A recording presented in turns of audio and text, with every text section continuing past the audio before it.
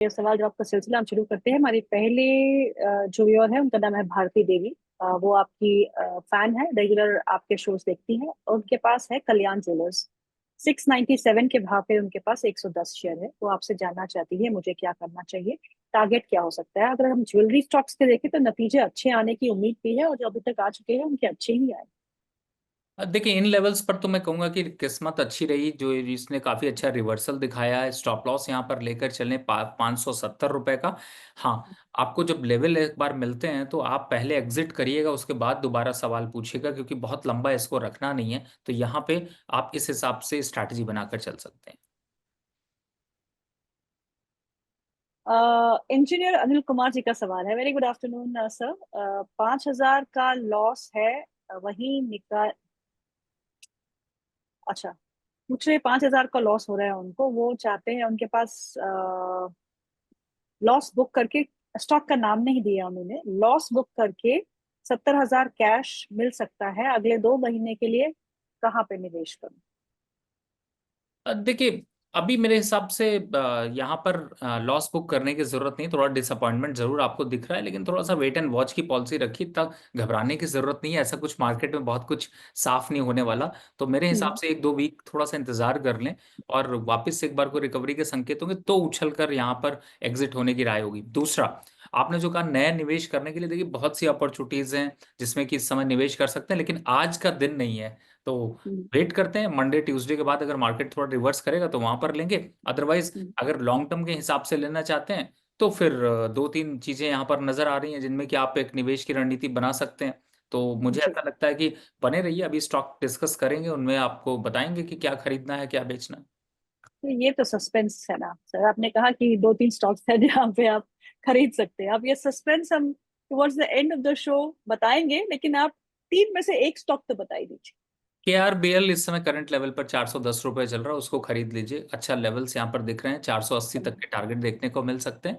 और हम्म। Lower side पे stop loss देखते हैं तो 395 रुपए के स्टॉप लॉस से पोजीशन होल्ड करनी चाहिए। राइस से जुड़ी हुई कंपनी है KRBL, एम आई राइट? आ, तो जी।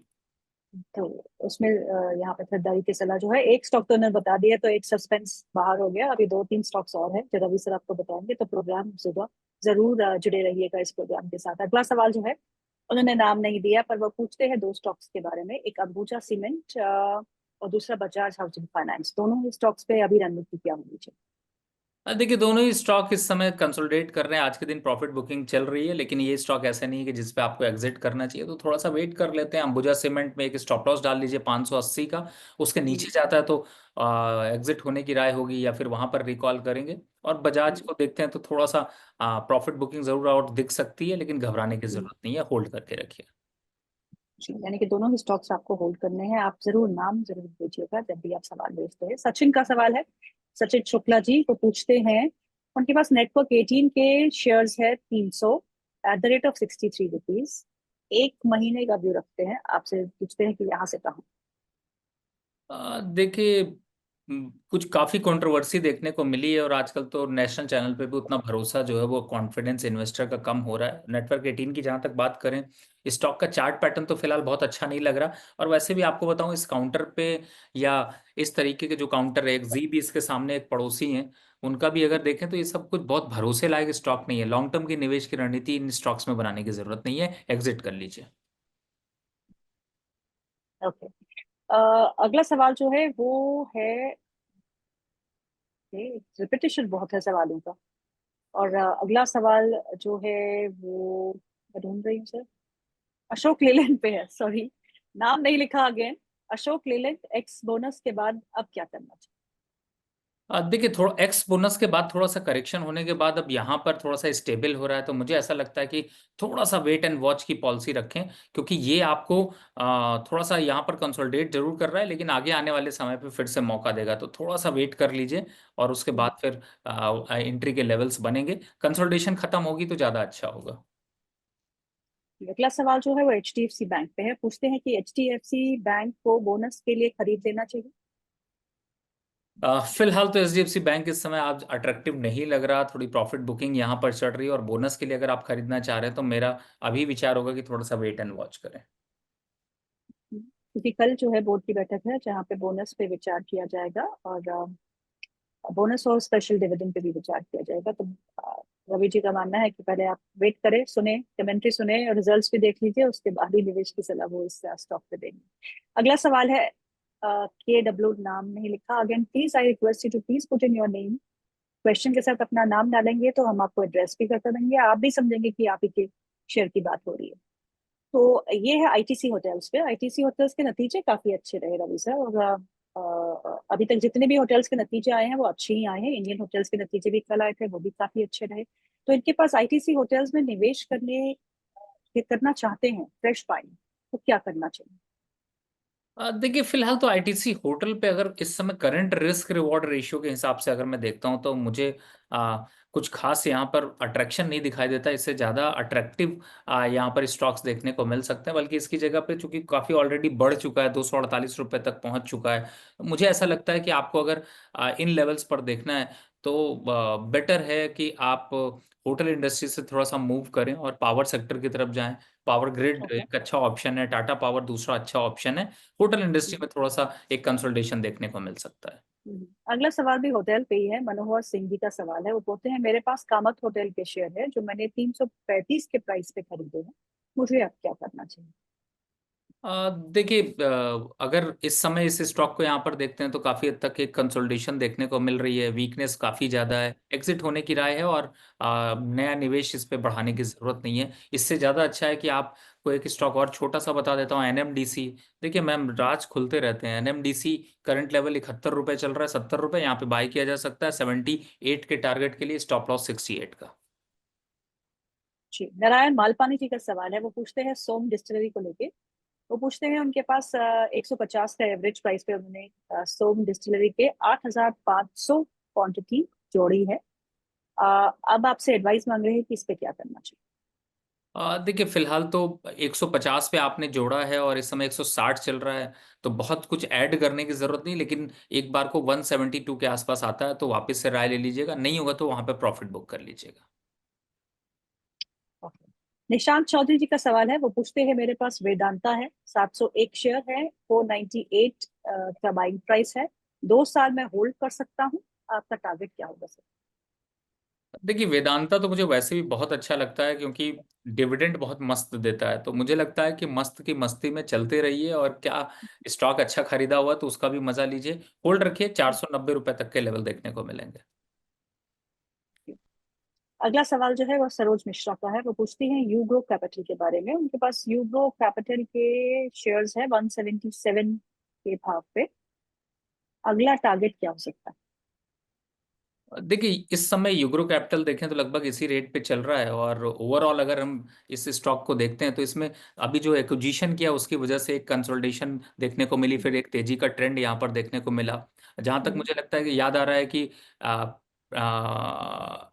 प्रोफेक्टक्स कैपिटल करके एक कंपनी थी जिसका एक्विजिशन किया था, उसके बाद से ही इसमें थोड़ा सा एक 150 से ऊपर एक रैली देखने को मिली है। मुझे ऐसा जी। लगता है अभी स्टॉक की कंसोलिडेशन यहाँ पर चल रही है, तो एक अच्छा हम्म। बाइंग लेवल करंट लेवल पर बन रहा है, और आपने हम्म। अभी बाई किया तो होल्ड करके रखिए। टारगेट 200 220 के आसपास के देखने को मिलेंगे, तो फिलहाल अच्छा है। स्टॉप लॉस यहाँ पर एक छोटा सा डाल लीजिए 160 का, और पोजीशन को होल्ड करके रखिए, आपको अच्छे टारगेट मिल जाएंगे। ओके। रानू चौधरी जी का सवाल है, वो पूछते हैं एसीसी के बारे में। एसीसी स्टॉक 2002 पर ले रखा है, एवरेज करने की सलाह देंगे आप, या फिर क्या करना चाहिए? फिलहाल तो मैं अभी एवरेज करने की राय नहीं दे रहा हूँ, लेकिन हाँ उसकी जगह पे अगर एसीसी ले रखा है तो बेटर है आप गुजरात अंबुजा सीमेंट सॉरी यहाँ पे बाय करने की कोशिश करें, क्योंकि वो ज़्यादा हम्म। अट्रैक्टिव यहाँ पर लग रहा है। और मुझे ऐसा हम्म। लगता है कि इन लेवल से एक बार अंबुजा सीमेंट छोटा स्टॉप लॉस अगर लेते हैं तो आपको 20 रुपए के स्टॉप लॉस से आपको 60-70 रुपए की कमाई करा सकता है। तो यहाँ पर एक मौका है, वहां पर आप ले सकते हैं।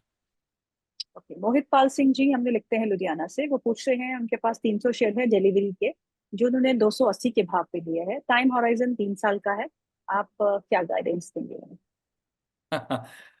मैम एक और स्टॉक जिसमें हंस इसलिए रहा था कि एक और स्टॉक जो ओपन करा दिया, और अभी मैं इसको 410 पे बाय के लिए लिख रहा था, लेकिन ये अच्छा। जो है वो निकलता ही जा रहा था, तो मैं थोड़ा वेट करने लगा, लेकिन हाँ करंट हम्म। लेवल पर बाय की बिल्कुल रिकमेंडेशन है।